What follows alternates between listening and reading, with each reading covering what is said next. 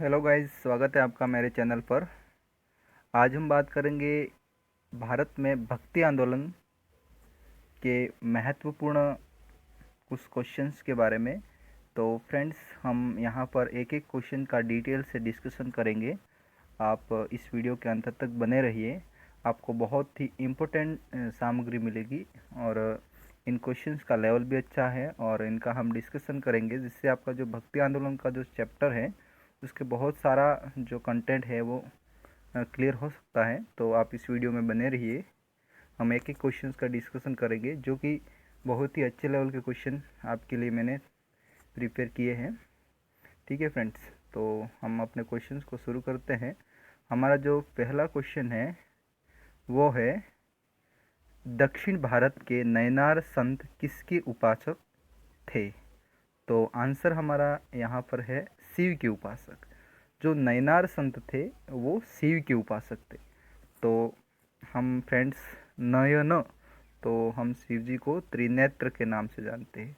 तो शिव के उपासक है वो नयनार कहलाते थे। ठीक है फ्रेंड्स, उसको याद करने का एक ट्रिक्स है कि नयन जिसके तीन हैं, शिव जो नयनार संत थे वो शिव जी के उपासक थे।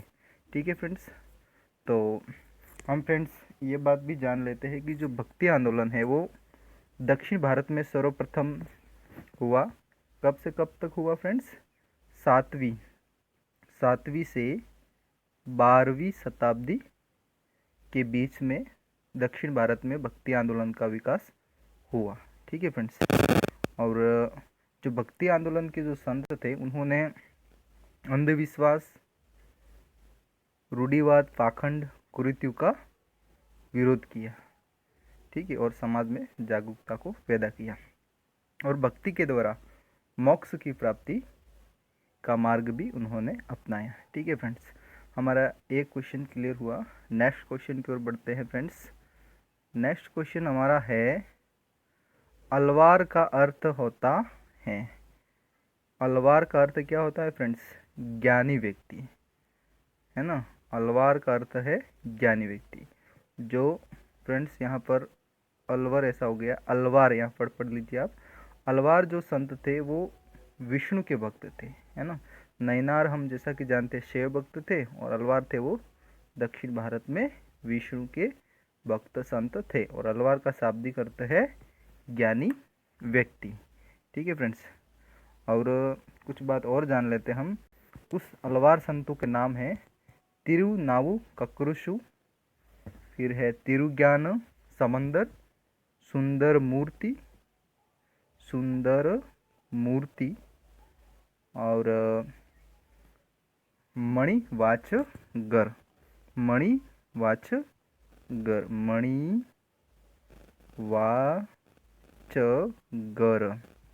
कुछ हमारे अलवार संत थे। ठीक है फ्रेंड्स, तो हम नेक्स्ट क्वेश्चन की ओर बढ़ते हैं। एकमात्र महिला अलवार संत कौन थी? तो आंसर है उसका आंडाल। आंडाल एकमात्र महिला अलवार संत थी, आंडाल। ठीक है फ्रेंड्स, महिला भी ये भक्त संत उस समय होती थी। तो अलवार में एकमात्र जो महिला संत थी वो थी आंडाल। ठीक है फ्रेंड्स, आंडाल, आंडाल, है ना। नेक्स्ट क्वेश्चन की ओर बढ़ते हैं। क्वेश्चन चौथा, भारत के सगुण भक्ति के ऐसे संत जिन्होंने अद्वैतवाद की स्थापना की और भारत के चारों दिशाओं में 4 मठों की स्थापना की, कौन थे वो संत? शंकराचार्य। शंकराचार्य ऐसे संत थे जिन्होंने अद्वैतवाद की जो थी वो धारणा स्थापित की और उन्होंने भारत के चारों दिशाओं में एक एक मठ बनाया, जहाँ पर उनके प्रवचन, उपदेश से उनका जो सिद्धांत था उनका प्रचार हुआ। उत्तर में जो मठ था वो केदारनाथ में स्थापित हुआ। दक्षिण में था वो श्रृंगेरी पे स्थापित हुआ। और पूर्व में था वो द्वारिका, पूर्व में द्वारिका, और पश्चिम में पुरी में ये मठ स्थापित हुए थे। ठीक है फ्रेंड्स, तो हम एक बार और देख लेते हैं। 4 मठ थे, वो किसने स्थापित किए थे? शंकराचार्य ने। और उन्हें अद्वैतवाद की जो थी वो उन्होंने संकल्पना दी। और उन्होंने 4 मठ, उत्तर में केदारनाथ, दक्षिण में श्रृंगेरी, पूर्व में पुरी है ना, और पश्चिम में द्वारिका। ठीक है फ्रेंड्स, नेक्स्ट क्वेश्चन को बढ़ते हैं। क्वेश्चन 5 हमारा है, सर्वप्रथम भक्ति आंदोलन को दक्षिण से उत्तर भारत में लाने का श्रेय दिया जाता है। बहुत ही इम्पोर्टेंट क्वेश्चन है और बहुत ही चर्चित क्वेश्चन है। आंसर है रामानंद थे, जिन्होंने जो भक्ति आंदोलन सर्वप्रथम हमारे दक्षिण भारत में हुआ था, वहाँ से उसको उत्तर भारत में लाए थे, वो रामानंद थे। और जो रामानंद थे वो किसके शिष्य थे? रामानुज के शिष्य थे। किसके शिष्य थे? रामानुज के शिष्य थे रामानंद। ठीक है, और उनका जन्म कहाँ हुआ था? रामानंद का जन्म हुआ था प्रयाग में। प्रयाग कहाँ है फ्रेंड्स? यूपी में। तो रामानंद को श्रेय दिया जाता है भक्ति आंदोलन को दक्षिण भारत से उत्तर भारत में लाने का श्रेय। और एक और बात है, पद्मावती और सुरसीर नामक महिलाओं को उन्होंने अपनी शिष्या बनाया था। और जो उनके सिद्धांत थे उन पे ये चलते थे। पद्मावती और सुरसीर नामक जो महिलाएं थी वो उनकी शिष्य थी। ठीक है, नेक्स्ट क्वेश्चन की ओर बढ़ते हैं। क्वेश्चन 6, भक्ति आंदोलन में वाक नाम से कविताएं किसने लिखी? बहुत ही इम्पोर्टेंट क्वेश्चन है फ्रेंड्स ये। भक्ति आंदोलन में वाक नाम से कविताएं किसने लिखी? तो उसका आंसर है लल्लेश्वरी, जो कि शैव संत थी, कश्मीर की शैव संत थी, जिन्होंने कश्मीरी भाषा में कविताएं लिखी। किस भाषा में थी? कश्मीरी भाषा में, क्योंकि लल्लेश्वरी थी वो कश्मीर की थी, है ना। तो किसकी ये उपासना करते थे? शैव भक्त थी ये लल्लेश्वरी, शिव जी की उपासना करते थे। और उन्होंने वाक नाम से क्या लिखी? कविताएं लिखी। ठीक है फ्रेंड्स, और नेक्स्ट क्वेश्चन की ओर बढ़ते हम लोग। हमारा 7वां क्वेश्चन, महात्मा गांधी के प्रिय भजन वैष्णव जन तो तेने कहिए की रचयिता कौन से भक्ति संत थे? तो आंसर है नरसिंह मेहता। बहुत ही इम्पोर्टेंट फ्रेंड्स है ये क्वेश्चन। नरसिंह मेहता कहाँ के थे? गुजरात के, हमारे गुजरात के संत थे नरसिंह मेहता, जिन्होंने ये भजन लिखा था वैष्णव जन तो तेने कहिए, जो महात्मा गांधी का प्रिय था। ठीक है, और जो नरसिंह मेहता थे वो राधा एवं कृष्ण के प्रेम का चित्रण करते हुए गीतों की रचना करते थे। ठीक है फ्रेंड्स, तो वैष्णव जन तो तेने कहिए किसके द्वारा इसकी रचना की गई है? किस भक्ति संत के द्वारा? नरसिंह मेहता। बहुत ही इंपॉर्टेंट क्वेश्चन है। नेक्स्ट क्वेश्चन की ओर बढ़ते हैं। क्वेश्चन 8वां, महाराष्ट्र में भक्ति आंदोलन का मुख्य केंद्र पंढरपुर में किस देवता का मंदिर है? तो आंसर है विठोबा विठल, या जिनको हम वो कृष्ण का अवतार मानते हैं, इनका मंदिर है महाराष्ट्र में। और मुख्य केंद्र है वो पंढरपुर है। भक्ति आंदोलन का पंढरपुर रहा है। यहाँ पर 3 गुरु हुए हैं पंढरपुर केंद्र में, ज्ञानेश्वर, नामदेव एवं तुकाराम, जो महाराष्ट्र के बहुत ही फेमस भक्ति संत है। ज्ञानेश्वर पहले, दूसरे है हमारे नामदेव, और तीसरे हमारे हैं तुकाराम। ठीक है फ्रेंड्स, आपको ये याद होना चाहिए महाराष्ट्र के प्रमुख भक्ति संत। और भक्ति आंदोलन का जो महाराष्ट्र में केंद्र हुआ था वो था पंढरपुर। ठीक है फ्रेंड्स, नेक्स्ट क्वेश्चन की ओर बढ़ते हैं, हमारे क्वेश्चन 9 की ओर। तो हमारा क्वेश्चन 9वां है,